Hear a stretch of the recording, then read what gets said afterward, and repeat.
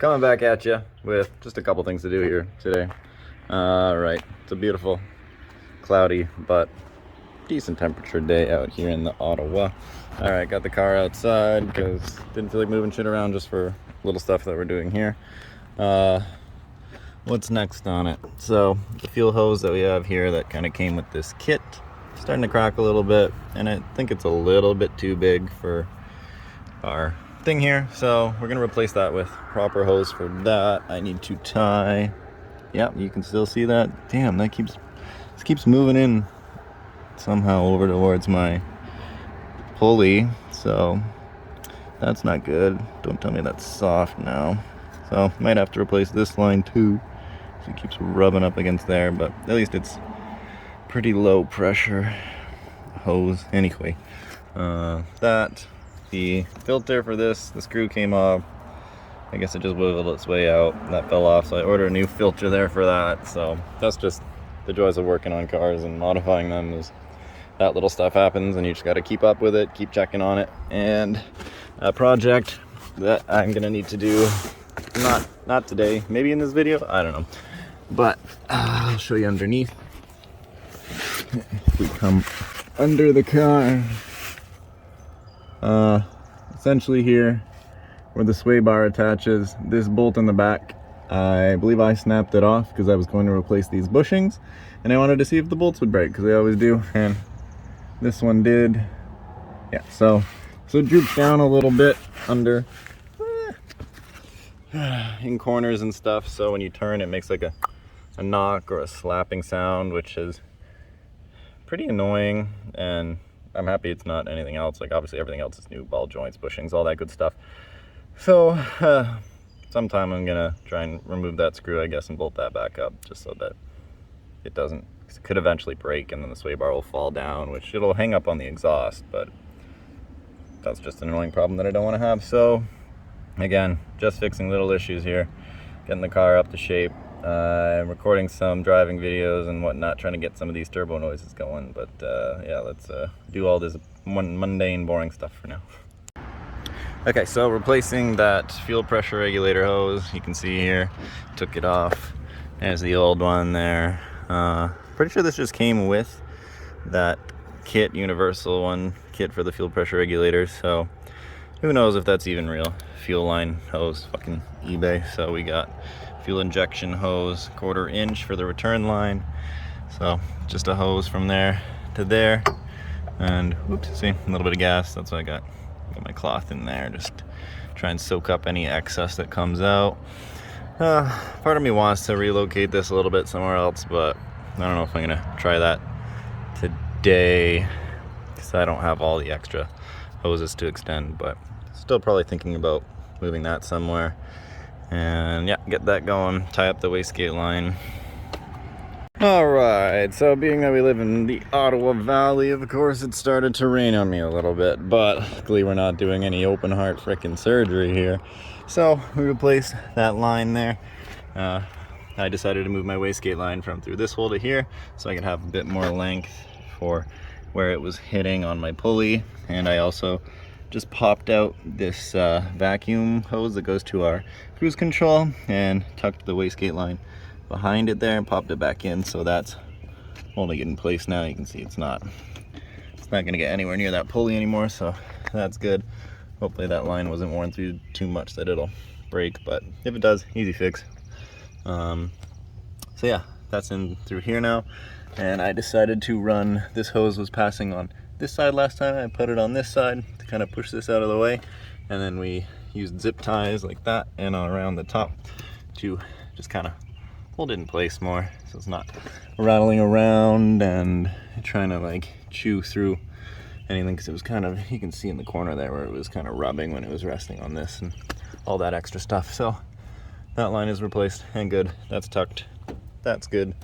Next thing I guess to address is that sway bar thingamajiggy, and I received in the mail my 10-pack of gaskets for this, and the one I made is still holding up. There's no leaks or anything, it's all good, but I'll probably go in and replace that eventually at some point. And it'll also space it out a little bit more, so make sure that there's no vibration down there, because I think still around 3,000 RPMs. It's causing enough of a vibration that it just barely touches the oil pan and makes kind of an annoying noise. And at least if I do that, I'll be able to narrow it down whether it is that or not, or if it's just because of my like basically straight pipe exhaust. I don't know. But yeah, so those few things I wanted to address are done. They're all good. I'm just a quick job here in the garage today, so I'll probably add some more shit to this. So I'll see you in the next scene. Alright, so I just got home from the garage. Just wanted to really quickly state that now that I've replaced that hose, our AFRs are actually holding a little bit better now. Whenever I get in boost, it's like, it goes real rich, like almost 9-10. And then if you open the throttle a lot, it does kind of get towards 15-16, but normally it was like as soon as you kind of give it, it wanted to go up to 17-20 AFR. So I'm guessing maybe that old hose was definitely a little too big, so maybe it was letting in some air. It wasn't allowing the regulator to really add pressure as the boost was going up. So that's good. It makes it a lot more fun to drive, a little bit better. Obviously I do want to get it tuned, but you know, anything to get my AFRs down so that I can actually punch it pretty much everywhere. So that's pretty cool. Pretty happy with that. So today we got a few little things to do on the car. I decided I'm gonna go ahead and relocate our O2 sensor bung, because where we originally welded it in outside of the car was just a little bit off from where it should actually be, and it wasn't going to work in that location essentially. So right now it runs fine with the O2 sensor unplugged. We have an air-fuel ratio gauge so we can monitor.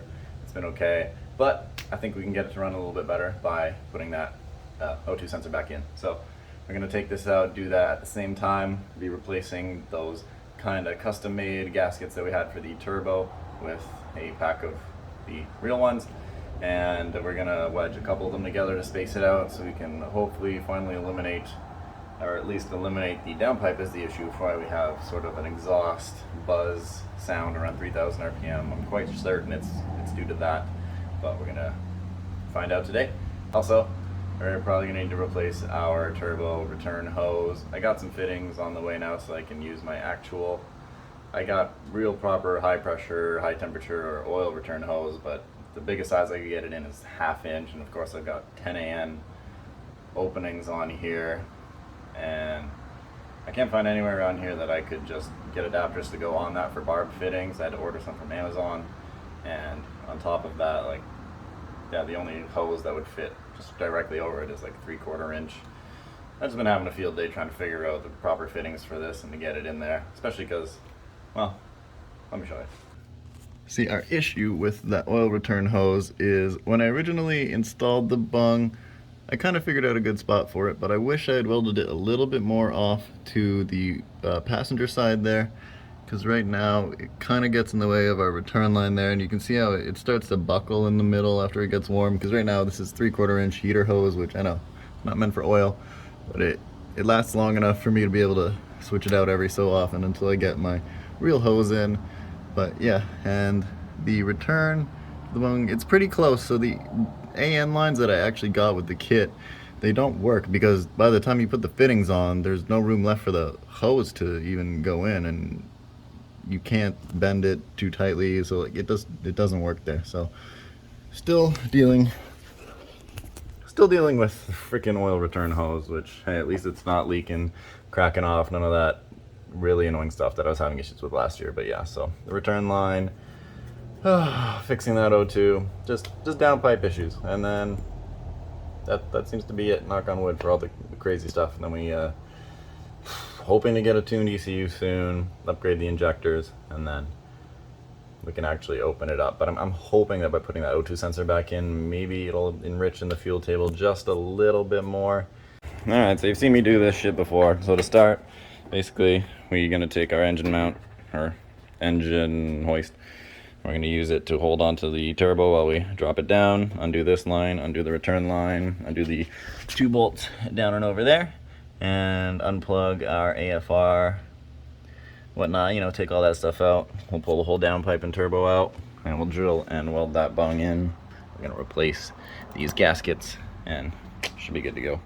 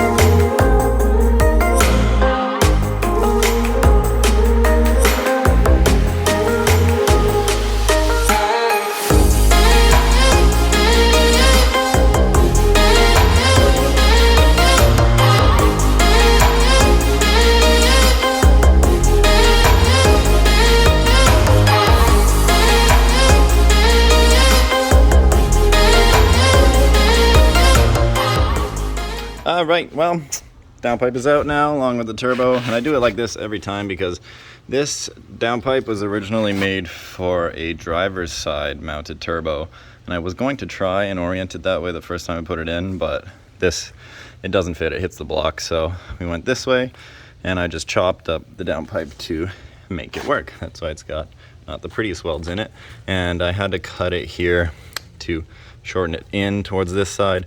So obviously with it not being the cleanest welds, these bolts are an absolute pain in the butt to get in and back out, and I don't believe I have another one of these gaskets laying around, so I just take the whole turbo out every time. Less bolts, and it's really not that much harder, but yeah, so I'd like to eventually get a nicer downpipe, but this works for now, so, you know, budget things. And the exhaust that I have on the car too is also fully custom, because when it was NA it had like long tube style headers, so it had basically like, I would have to buy an entirely new exhaust system if I didn't want to have to customize at least one point of it. But now that we've got this out, we're gonna drill a hole right here. We're gonna weld in a new bung because this one that I put in was too far off, so we're gonna put it here and be good to go.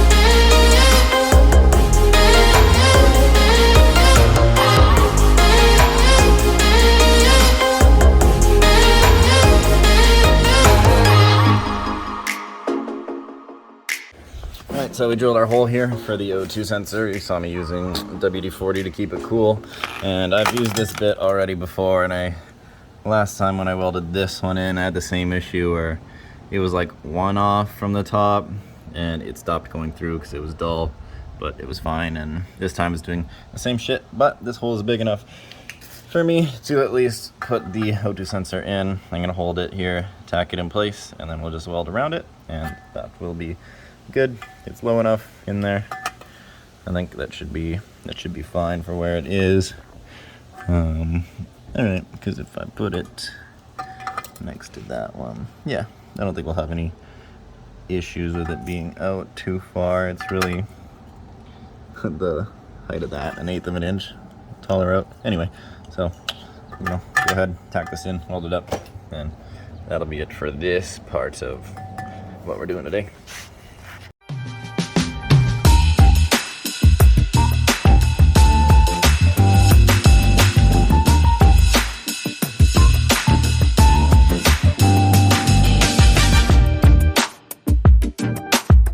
Alright guys, so just put everything back in, ready to go. Come down here. Alright, so everything's bolted up and in place and good. Looks like I've got enough space between here and there now. Hopefully that's good. We're just about to start it. I just came up with an idea here. Hopefully this works for the oil return. So this is my hose that I got, and essentially I just took the part that attaches the hose into the AN line, so it's just over the nipple with a hose clamp, and I'm about to start it up and see if that works. Hopefully there's no leaks. And another little fun thing I just noticed, came over here and this is loose as fuck, and it seems like somehow the axle nut came loose. I'm hoping it's just that. I'm gonna take a look at this now, and hopefully nothing's stripped and fucked, but like, how the hell? Like, everything is tightened as much as it could be, and I didn't feel anything weird while driving, but that is not good. So hopefully we didn't fuck anything else up at the same time, but we have to take a look at that. All right, so fuck. Working on cars, man. What a ride it is. Okay, so we got our downpipe in. O2 sensor bung is, let's see if we can see it from here. Anyways, like, there's the wideband, and now our O2 one is in front right there. Good to go. It's installed, it's working. Our oil return that I put in seems to be working good. I turned it on, didn't seem to be pissing out oil or anything like that, so I think that's gonna be good and hold. Whew. And I just put this down. I was really thinking it's gonna be the wheel bearing, but I just tightened the axle nut and it was loose. And now that it's tight, there's no play in that again. So lesson learned, I guess. Whenever you do axle nuts, just go in and retorque it after a few hundred miles, no matter what, just to be certain, especially the driver's side, because it's spinning opposite of the way that it tightens, right? So that's probably why that one came loose. I'm gonna double check my passenger one just to be sure. But whew, all right, looks like I'll be able to actually drive this thing home today, which is good. I want to see how it is with the O2 sensor plugged in now, and with our downpipe spaced out a little bit more. Maybe it'll stop some vibration. I don't know. We're gonna go find that out very shortly here. Just going to clean everything up, and I guess I'm gonna put my filter on there that I got. I was running this big Spectre one here, but it's a pain in the ass to get in. It takes up all that room, and I've got one of those cool JDM whatever mushroom style ones. That's what I had on before, but it was blue. This one, I could only get a green one this time for some reason, so whatever. That's what all the guys are running on their Supras and freaking Skylines anyways, the green one, right? So get some points for that. All right, so throw this on, double check our axle nuts. I think we're done for today. When you ask me to bring that guacamole to the party, I'll say no, no. If you ask me bring the guacamole to the party, I'll say no, no, no. That shit's too expensive.